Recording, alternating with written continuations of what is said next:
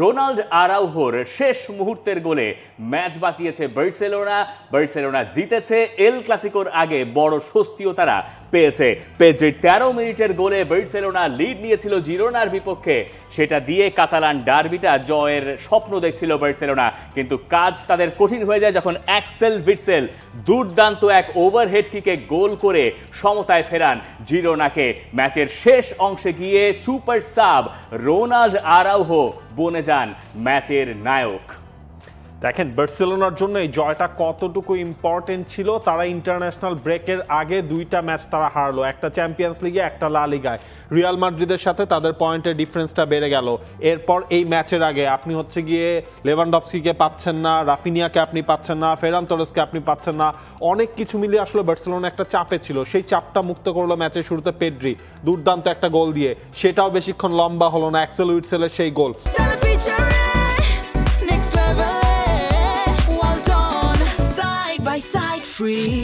এরপর আপনি যদি পুরো সেকেন্ড হাফটা দেখেন, সেকেন্ড হাফ কিন্তু বার্সেলোনার এই সেকেন্ড গোলটা কখন আসবে সেটার অপেক্ষায় ছিল।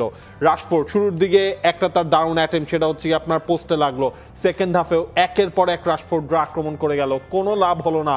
উল্টো হ্যান্সি ফ্লিক এই ম্যাচে রেড কার্ড দেখলেন এবং এর ফলে যেই জিনিসটা হলো হ্যান্সি ফ্লিককে কিন্তু পাওয়া যাচ্ছে না বার্সেলোনার লা লিগায় নেক্সট ম্যাচ, এবং সেটা কোন ম্যাচে? রিয়াল মাদ্রিদের এগেইনস্টে এল ক্লাসিকোতে।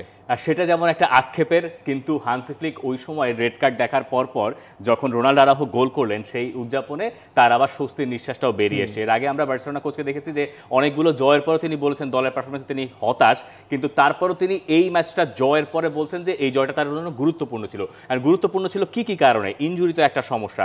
লামিন ইয়ামাল এই ম্যাচটায় ফিরলেন এবং লামিন ইয়ামাল ফেরার পরে সেখানে শুরুর দিকে বার্সেলোনার ধারগুলো দেখাও যাচ্ছিল, যেহেতু ফেরান তোরেস নাই, রবার্ট লেভানডস্কি নাই, এই জায়গায় টনি ফার্নান্দেজকে নামিয়ে দিয়ে হান্সি ফ্লিক তার একাদশে একটা চমক দিয়ে রেখেছিলেন, যেখানে মার্কাস রাশফোর্ড ছিলেন বাঁ দিকটাতে।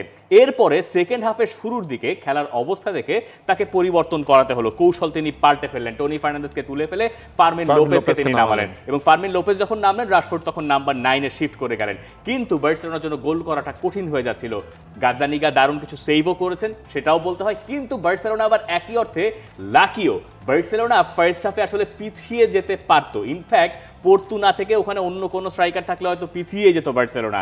যে দুর্দান্ত সুযোগ জিরোনা তৈরি করেছে 1-1 সমতায় ফেরার পর থেকে সেকেন্ড হাফের আগ পর্যন্ত, সেই জায়গায় কপাল ভালো বার্সেলোনার যে বার্সেলোনার ডিফেন্স লাইনকে তার খেসারত দিতে হয় নাই গোল হজম করে। এই কারণেই বার্সেলোনা ম্যাচে টিকে ছিল, এবং যেই কারণেই 80 মিনিটের পরে গিয়ে যে সাবস্টিটিউশন রোনাল্ড আরাউহোকে করা হয়েছে তার এই গোলটার মাহাত্ম্য এতখানি বেড়ে গেছে। দেখেন রোনাল্ড আরাউহোর এই নামার পেছনেও কিন্তু অনেকগুলো হচ্ছে আপনার ব্যাক অফ দ্য স্টোরি রয়েছে। যেহেতু হচ্ছে গিয়ে আপনার সেই জায়গায় বার্সেলোনা নাম্বার 9-এর একটা সংকট ছিল। এই যখন সাবস্টিটিউটটা করানো হয় তার আগে আসলে হান্সি ফ্লিক রোনাল্ড আরাউহোকে তিনি বলেছিলেন যে তোমাকে নাম্বার 9 পজিশনে খেলতে হবে, তুমি খেলতে পারবে কিনা। রোনাল্ড আরাউহো তিনি বলেছেন আমি প্রস্তুত আছি, জাস্ট আমার মাঠে নামাটা দরকার। তখন তিনি যে মাঠে নামবেন এবং গোল করবেন এই কথা বলার পর তার ক্লাবমেটরা টিমমেটরা অনেকেই হেসেছিল। রোনাল্ড আরাউহো তো আপনার একজন স্ট্রাইকার না, যদিও তার চাইল্ডহুডে একটা সময় তিনি আসলে স্ট্রাইকার খেলতেন, সেটা পাড়ার ফুটবলে আমরাও আসলে সবাই খেলতাম। এবং এই জায়গায় দেখেন ওই গোলটার পর লামিন ইয়ামাল ছিলেন বেঞ্চেরও ওপরে, সেখান থেকে তিনি মাঠে নামলেন। হ্যান্সি ফ্লিককে রেড কার্ড দেখানো হয়েছিল, তিনি ছিলেন টানেলের সামনে, সেখান থেকে তিনি দৌড়ে আবার পিচের সামনে চলে আসলেন। সেটার দায় আবার তাকে হচ্ছে বেশি ম্যাচ নিষিদ্ধ হয়ে না দিতে হয়, এটাও কিন্তু এখন একটা প্রশ্ন এসে দাঁড়িয়েছে। সেকেন্ড ইয়েলো কার্ড দেখেছেন তো তাই নিয়ে কথা হচ্ছে যে পরের ম্যাচে তার সাসপেনশনে থাকবেন কি থাকবে না। সেকেন্ড ইয়েলো কার্ডের জন্য তো আপনি এক ম্যাচ নিষিদ্ধ হচ্ছেন, সাসপেন্ডেড হচ্ছেন, এটারও বাড়তে পারে কারণ আপনি পুরো মাঠ ছেড়ে আসলে আপনি যান নাই। আপনার উচিত ছিল মাঠ ছেড়ে চলে যাওয়া। পরে তিনি আবার নিজেকে প্রেস কনফারেন্সে ডিফেন্ড করছেন যে আমি বুঝতে পারি নাই সেকেন্ড ইয়েলো কার্ড কেন দেখা হয়েছে, এটা আমি এখনো জানি না। ফার্স্ট সেটটা আমি বুঝতে পেরেছি, আমি ফ্রাঙ্কি ডিয়ংকে কিছু একটা বলছিলাম যেটা রেফারি মনে করেছেন যে তাকে কিছু বলা হয়েছে, কিন্তু আসলে ঘটনা আলাদা, সেই কারণে তিনি একটা ইয়েলো কার্ড দেখেছেন। পরের ইয়েলো কার্ডটা দেখেছেন তিনি আসলে রাগ বা ক্ষোভ ঝাড়তে গিয়ে। ডিয়ং ছিল সেখানে, আমি হাততালি দিয়ে ওকে বলেছিলাম কাম অন ফ্র্যাঙ্কি, ওই রিয়াকশন রেফারির জন্য ছিল না। আর গোলের পর আমি কাউকে উদ্দেশ্য করে উদযাপন করিনি, আমার কাছে এটা ফুটবল, এটা আবেগ, রেফারির সিদ্ধান্ত মেনে নিতে হবে। এই জায়গায় তিনি একটা কভার আপ করার চেষ্টা করেছেন, কিন্তু আমার ধারণা যে এল ক্লাসিকোতে তিনি আসলে ডাগ আউটে দাঁড়াতে পারবেন না। সেলিব্রেশনে যে এরকম একটা করেছিলেন, কি জানি সেলিব্রেশন, সেটা তিনি নিজের জন্য করেছেন আবেগে ভেসে গিয়ে, যেটা না করলে হয়তো একটা স্লাইড সুযোগ থাকলেও থাকতে পারতো যে তিনি পরের ম্যাচে থাকছেন। আমরা বুঝলি বার্সেলোনার খেলার ধরনে ফেরত যাই, যে রোনাল্ড আরাউহোর গোল টাইপ। দেন আরাউহোকে নামানোর কারণটা কি? আরাউহোকে নামানোর কারণ হচ্ছে এরিয়ালে তার ডমিনেন্সের কারণে, যে যদি এরকম সুযোগ আসে উড়ে আসা বলে হেড করবেন, কিন্তু গোলটা বার্সেলোনা পেলো আসলে গড়িয়ে গড়িয়ে ফ্র্যাঙ্কি ডি জং একটা কাটব্যাক থেকে স্ট্রাইকারদের মতো ফিনিশিং। একদম আপনার একটা জাজ স্ট্রাইকাররা যেভাবে হচ্ছে কি আপনার ফিনিশিং করে সেভাবে ফিনিশিংটা তিনি করেছেন। অনেকটা ধরেন বাংলাদেশ হংকং চায়না ম্যাচে রাকিবের যে ফিনিশিংটা ছিল ওই রকম কাছাকাছি মানের একটা ফিনিশিং আমরা আরাহোর কাছ থেকে আসলে দেখলাম। এই জায়গায় সেকেন্ড হাফে যখন আপনার হ্যান্সি ফ্লিক ওই পরিবর্তনগুলো করলো, সেটারও কিন্তু আপনার একটা ক্রেডিট দিতে হবে। কোন সেন্সে?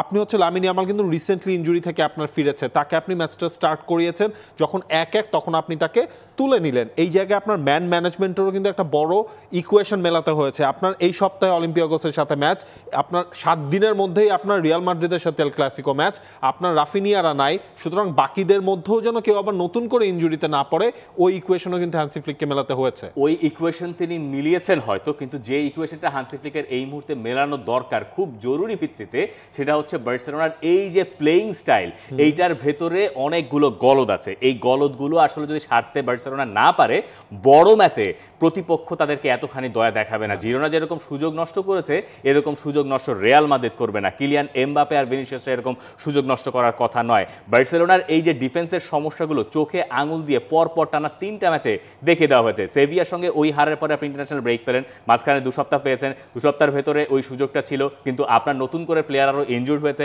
আপনি সেই কাজ করতে পারেন নাই। মিডফিল্ডে অনেক দিন পরে Casado, Frenkie de Jong, Pedri 3 জন স্টার্ট করলেন। পেদ্রিও দেখেন কালকে গোল করেছেন দুর্দান্ত, ওই গোল নিয়েই আলাদা করে কথা বলা যায়, কিন্তু সেই গোলের পাশাপাশি পেদ্রির কাছ থেকে যেই ধরনের সার্ভিস আপনি আসলে এক্সপেক্ট করেন সেটা পেদ্রি ডেলিভার করতে পারেন নাই পুরোপুরি। পেদ্রি এমন এমন জায়গায় বল পজিশন লুজ করেছেন, বলের দখল হারিয়েছেন, যেখান থেকে ট্রানজিশনে বার্সেলোনা দুর্বল হয়ে পড়েছে। এই যে একটা বল লুজ করলেই পরে মুহূর্তের ভেতরে বার্সেলোনা বিপদে পড়ে যায়, এই বিপদের সংখ্যা বার্সেলোনার ডিফেন্স লাইনের উপরে চাপ প্রয়োগ করছে। একে তো ডিফেন্স লাইন চেঞ্জ হয়ে গেছে, তার উপরে এই প্লেয়াররা যারা এখন এটা সামলাচ্ছেন, কালকে এরিক গার্সিয়া আর কুবার্সি নেমেছেন, যারা এটা সামলানোর চেষ্টা করছেন, তাদের জন্য এইটা ক্রমেই আরও বেশি চাপ বাড়াচ্ছে যে মিডফিল্ডে ওই ইন্টেন্সিটিটা বার্সেলোনার গত 3 ম্যাচ ধরে কিছুটা হলেও মিসিং। দেখেন এই জায়গায় হচ্ছে এই জিনিসগুলোর সাথে বার্সেলোনার চাপ আরো বেড়ে যেত এই ম্যাচটা যদি তারা ড্র করতো, তাহলে হচ্ছে আপনার পয়েন্ট টেবিলে এই ম্যাচ খেলার আগে, অর্থাৎ আজকে রিয়াল মাদ্রিদের ম্যাচ আছে, তার আগেই যে বার্সেলোনা টপে উঠলো সেটাও কিন্তু হওয়া হতো না, বরং রিয়াল মাদ্রিদ একটা ফেভারেবল পজিশনে চলে যেত। গতকালকে রাতে অ্যাটলেটিকো মাদ্রিদ তারা আলমাদার গোলে জিতেছে, তারা চলে এসেছে পয়েন্ট টেবিলের 4 নম্বর জায়গায়। বার্সেলোনা 22 পয়েন্ট, রিয়াল মাদ্রিদের একটা ম্যাচ কম খেলা, সেই রিয়াল মাদ্রিদ নামছে আজকে রাতে হেতাফের এগেইনস্টে। হেতাফের সঙ্গে রিয়াল মাদ্রিদ যখন মাঠে নামছে তখন তারা জানে যে এই ম্যাচটা তাদের জিততে হবে, জিতলে তারা শীর্ষে থেকে এল ক্লাসিকোতে বার্সেলোনার মুখোমুখি হতে পারবে।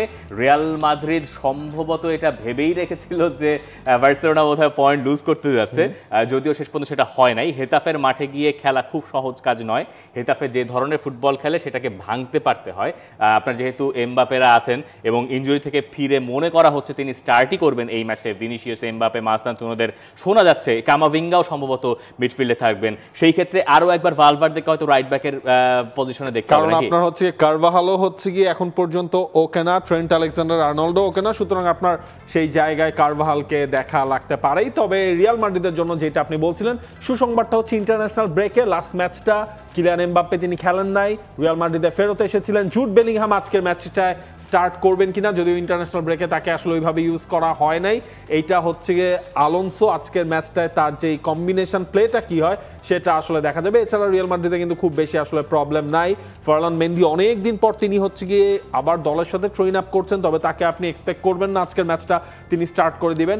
হেতাফের মাঠে খেলা, কিন্তু হেতাফেও কিন্তু খুব ভালো একটা ফর্মে নাই।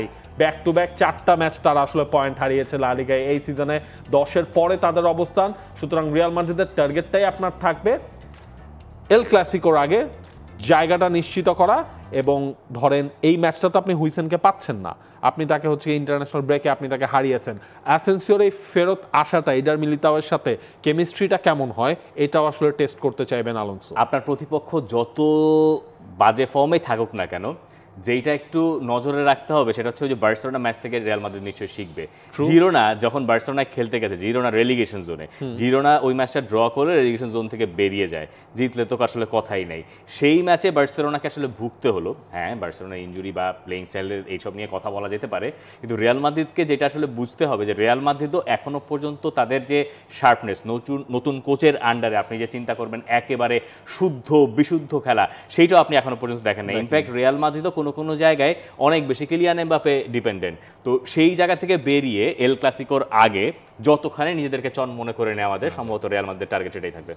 For more updates, subscribe to our YouTube channel and click on the bell icon. Follow us on Facebook and Instagram. Download T-Sports app to enjoy exciting games and highlights. Visit tsports.com.